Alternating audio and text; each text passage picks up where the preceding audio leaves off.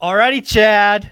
I have to hear about it. You threw your first event last weekend, day and a half. You've had a couple of days to recoup. How was it? Yeah, I'm needing some recouping, but first and foremost, it's one of the best feelings when you're like pleasantly exhausted from Yeah. conversations, and that's pretty much where I am. Like just 2 days straight of talking to people I knew pretty well online because this is a private event for our online community. But we had 88 people out of our 240 members came from all over the country, Wow. and yeah, it was really cool because I mean you know this, but I think the biggest impact for me was. Online to IRL, like in real life, and just the way you think people, you think the connections, but when you get face to face, you have lunch with people, you can sit there for 10, 15 minutes and just kind of rip on a conversation like that. That was really cool. Meeting small and mighty investors, meeting these people, and just solving problems like this. What we called it a retreat was the way we I framed like this. that. So instead of more like instead of lectures and conference, it was more like, hey, we're going to get into small groups. We had a bunch of small groups, like 6 to 10 people. We'd problem solve. We'd set goals for the year. So it's one of those like feelings where you come out of the thing, everybody's focused and clear, but you've also got this team around you who's supporting you. So that was sort of what I was trying to orchestrate with my team, and it was. I think we delivered. I think it worked out. So I don't know what it was like for you, but I remember putting on the first event because it was a commitment to my group that I wanted to do it.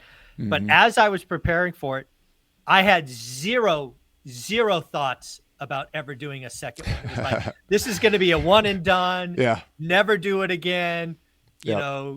check the box kind of thing. And then by like the end of day one, I was like, oh my God, I got to do this again. So Yeah. what happened to you? Yeah, we by demand from everybody in the crowd, we're like, we got to do this again. Where's it going to? In fact, where's it going to be next year? And let's set a date. Like it was like not even a choice, like from Wow. everybody, which is exactly what I wanted. I mean, to me, the main goal this was making money wasn't the goal. It's like, all right, if we can just break even on this one, cool. But it was basically gluing the community together and saying, Mhm. hey, this is awesome. And also just proving a lot of what I'm trying to do with Coach Carson and my rental property mastery is just really get good at real estate education and training because there's a lot of crap out there and there's There uh is. there's a lot of stuff that doesn't work that well, but like I'm really trying to get into the granular details of like how can we teach people to acquire properties in a very granular way, whether you're small, whether you're growing, how do you do financing. So to me it was kind of a proof of concept that we can do some more like mix the in person and the online training. So yeah, we're gonna have another one next year. We had people request LA, so we have a couple members in our community there, and they were already talking to their hotel contact there. And then it might be back in Charlotte, it might be in the middle of the country. We don't know yet, but sometime early 25 six we'll do another one for sure. Yeah. The other thing I think, for you and I is, for COVID, everything was virtual, right? Hmm. It kind of had to be. I think a lot of people got comfortable there. But what I've seen with in, IRL, right, in real life events is that's where connections are really made. Hmm. So, my suspicion is, real life events are actually going to go up in importance, not down. Yep. And it's just, I would not have expected that, right? I maybe I would have expected, hey, virtual is easier, the 3 hour Saturday thing, people are joined, but I do think in-person events are going to take off at least for the next couple of years. Yeah, I think sometimes there's like a limited mentality of saying, all right, you're either going to have online or offline. Like people only have a certain capacity, and I Right. think people do have only a limited amount of time. But I think once you have an online community, it makes it even more imperative to have the offline. It's like you require it, you want it, and so I think in the world before, like people did Zoom meetings at Mhm. school and Circle like I do. It was offline was all you had. Now it's like I think we have a potential for having a better community and education experience by mixing the two and by Mhm. having kind of going back and forth between them. That's really what I'm playing around with because there are being online and you can do it from anywhere. You're go from one meeting to another. There's huge benefits to that.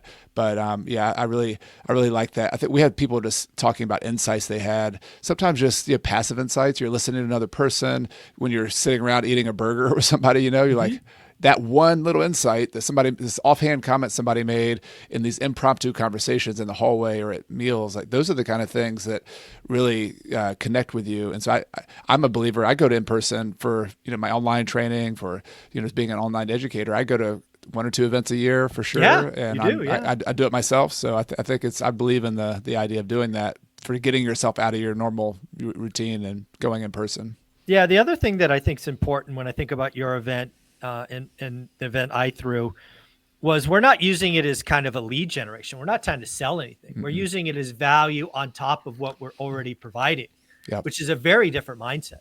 Yeah, exactly. Yeah. So one person said, yeah, the only thing that was missing was that you weren't selling anything in the back of the room. I had that too. You didn't sell your books. I know. I remember that. Yeah. People were surprised at your event, but yeah, that's a good feeling, right? And that's that sort of shows the state of the world when that is the thing that feels like it's missing. Yeah. There's no back of the room credit card, one time only discount nonsense. No. It was like, no, this is for you. It's a celebration of what we've built and hopefully are growing. And it's just an awesome feeling. So you had a lot of breakouts. Talk about some of the presentations. Yeah, so we had expert panels. So I have eight coaches who help me coach within my community, and so I brought them in, and I just split them into two panels, and we just had discussions about their businesses and behind the scenes, what problems they're facing, what goals they have. A couple of them are more short-term rental, house hacking focused. One of them is a developer up in Michigan who has a manager. He manages like 40, 50 units, but he also has he's a real estate agent and develops some properties, like small properties here and there. Another one is a guy named Arion Shihai down in Houston, Texas. He's the investing architect. Really good guy to have on your podcast, by the way, if you ever want to connect with him. But he's make the intro. I'll take anybody you have. Yeah, he's awesome. But we had a good mix of people, like people who are small and mighty with one or two properties, people who had like 30, 40. But the point of those panels was just to kind of get inside of the other people's heads, experts' heads, and then I would say experts, implementers, people who are actually out there doing it right now. And then I did a presentation. It was kind of fun where we did a role play for private lending.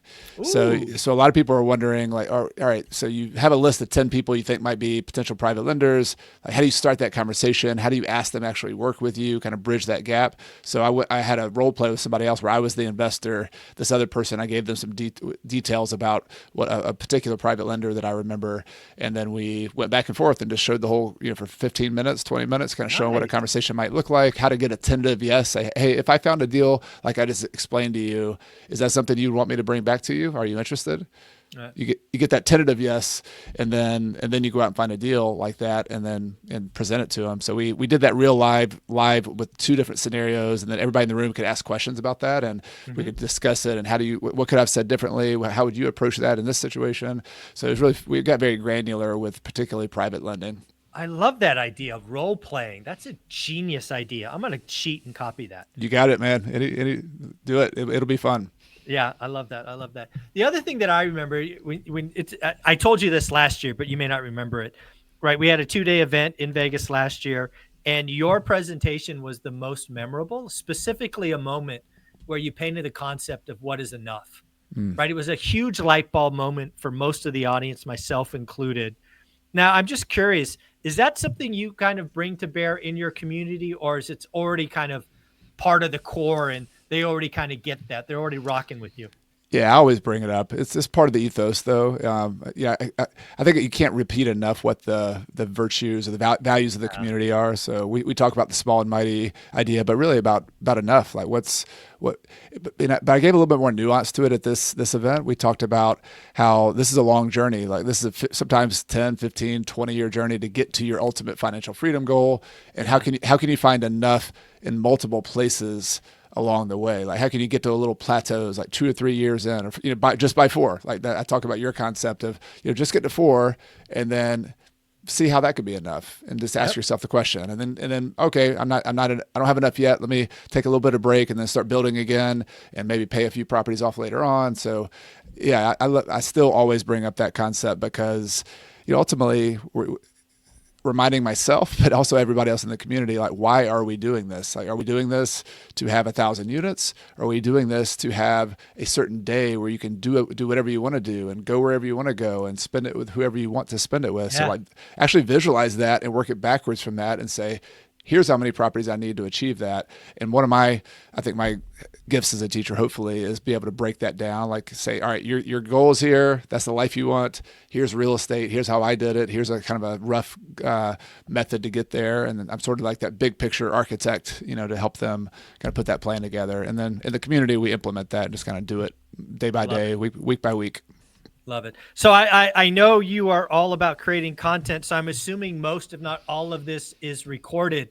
Now, is it just going to be a giveaway for community members? Are you going to sell this one off? What's the deal? You've got higher standards than I do. I guess I didn't record anything the Oh, whole weekend. Yeah, this is a one time deal. You had to be there. You had to be there or nothing? You had to be there. That's it. So yeah, it was I'll tell you like why I almost didn't do the event was just the logistics, and I have a really awesome team member who did all the logistics planning. I worked with her, but so one more logistics of having to record was just going to be more than I wanted to do, but the cost of it. So I just said, expensive. yeah. Ooh, I said, we'll pass. And plus most of the content in our weekend was breakout groups. So it wouldn't have made sense just for the smaller amount of kind of together time we had. All right, folks. Well, you've heard it. If you want to be a part of these events, you got to go in person. There is no recording. It's all secret. Shh, hush. So yours is coming soon, though. I'm excited to hear about yours, and sorry I couldn't make it this year. It's okay. You were highly requested, but I told them that hey, he had his own event. He's gonna take a break, but that's okay. We're about 10 days away. Can't wait to hear about it and see all the pictures and the videos. It's gonna be awesome, I'm sure. Yeah, I hope so. Well, you are amazing. We will look forward to next year's event. Coach, if somebody wanted to follow you or reach out, what are they doing? Look for Coach Carson on YouTube. You can also on all the podcasting platforms, Real Estate Investing with Coach Carson. And if you like to get a message from me each week, just personalized kind of essay with some things going on behind the scenes, go to coachcarson.com/newsletter, and love to have you on my email newsletter as well. There you go, folks. Take care. Coach, you're amazing. Congratulations. You too. Thank you, Mike.